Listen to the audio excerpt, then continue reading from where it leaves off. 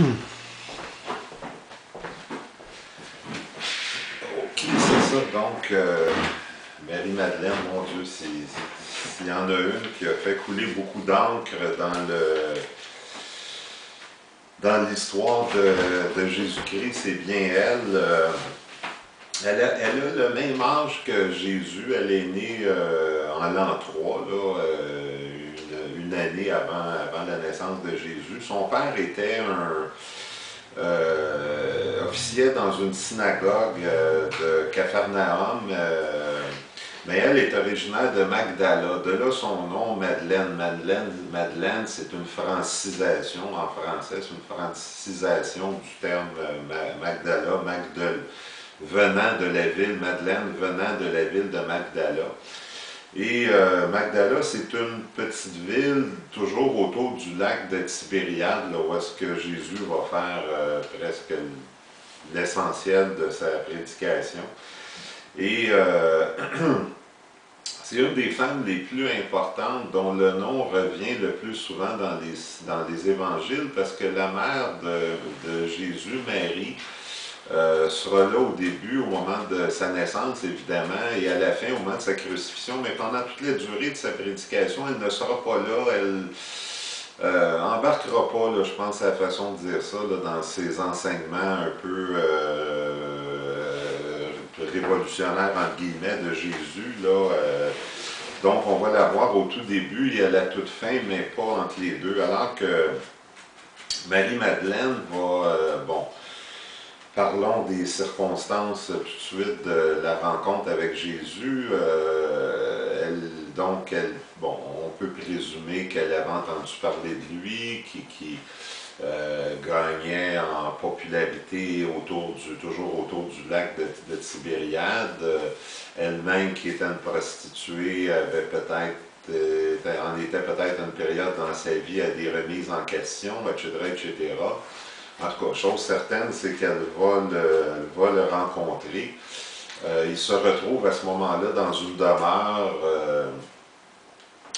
et elle se présente là et casse un pot de parfum d'une grande valeur, d'une très grande valeur, équivalent à un an de travail. C'est comme si on brisait un contenant de parfum de 20 000 $.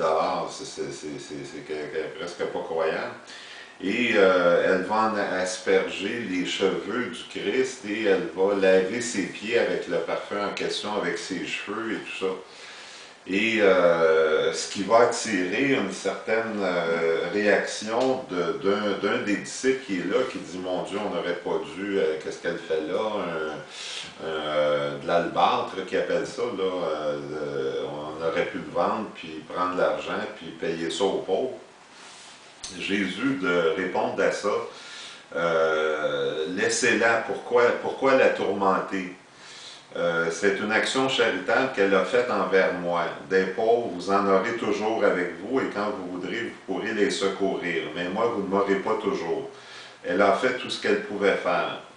D'avance, elle a parfumé mon corps pour mon ensevelissement. Ensevelissement, ouais, c'est ça. À ce moment-là, il sait que sa mort approche et tout ça, là. Amen, je vous le dis, partout où la bonne nouvelle sera proclamée dans le monde entier, on racontera en souvenir d'elle ce qu'elle vient de faire.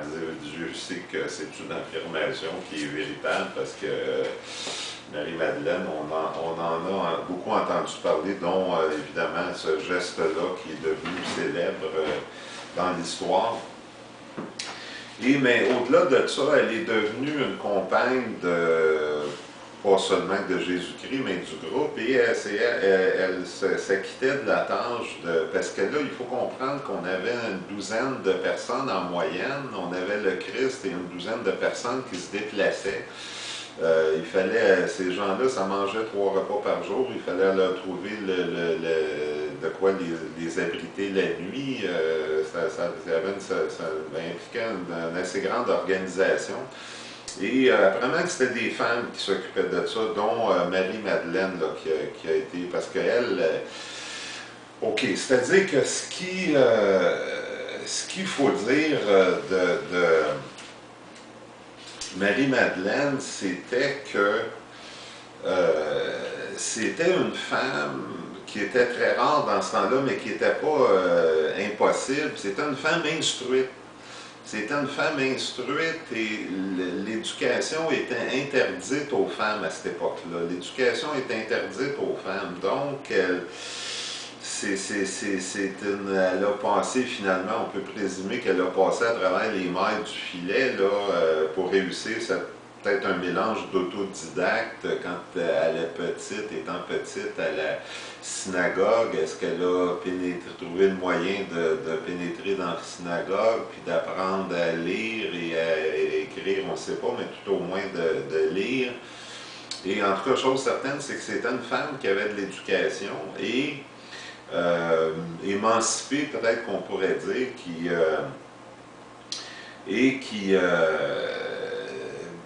et les conséquences de l'éducation étaient graves. Une femme qui était éduquée, ça peut paraître bizarre à entendre aujourd'hui, mais c'était comme ça. La société juive, on pourrait, si on peut dire que bon, le niveau d'éducation était plus élevé, ça n'empêche pas que, pareil comme la société romaine, puis toutes les autres grecques et tout ça, c'était macho, mur à mur, là, ces sociétés-là. Et donc, elle se privait de la possibilité de se marier, elle était mise au banc de la société, carrément mise au banc de la société, raison pour laquelle la prostitution, ne pouvant pas bénéficier du soutien d'un mari, la prostitution, c'était comme une option à peine contournable, là.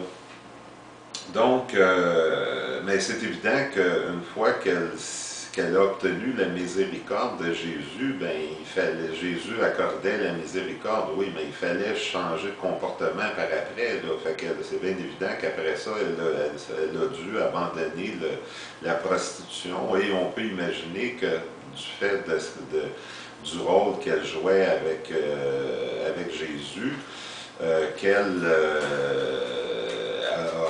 vivait pareil comme le reste du groupe, des moyens qu'ils trouvaient. Là, il y avait de l'aide finalement de paysans, de gens peut-être un peu en moyen quand ils rentraient dans une ville et tout ça. Ils allaient passer la nuit là, on leur fournissait le gîte et les repas, etc. Et,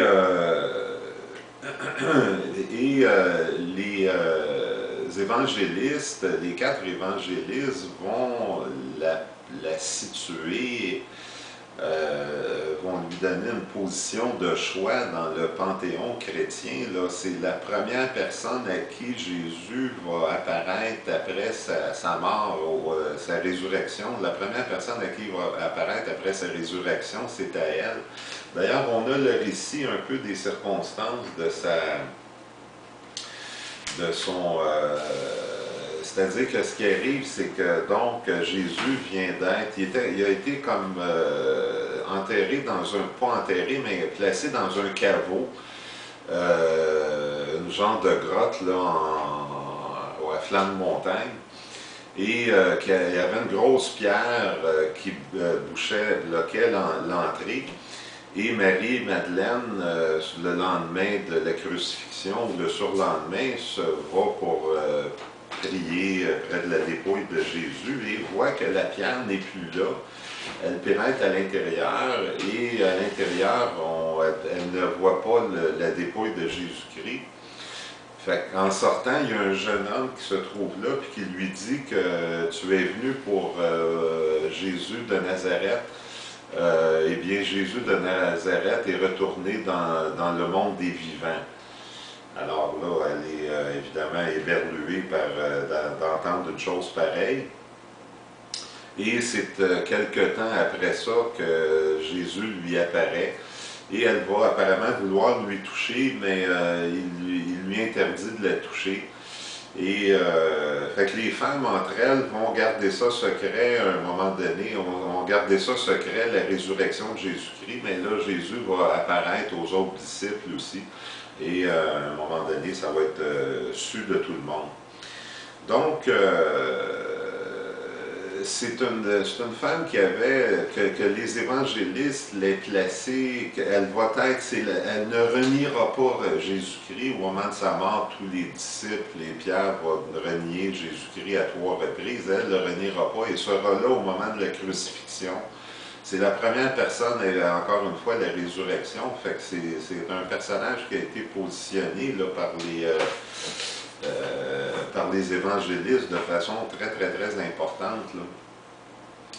Et ben, on peut imaginer que pour Jésus, le fait d'avoir une femme qui avait de l'éducation, vu l'absence de sa mère, bénéficiait de la présence d'une femme qui avait de l'éducation, a pu,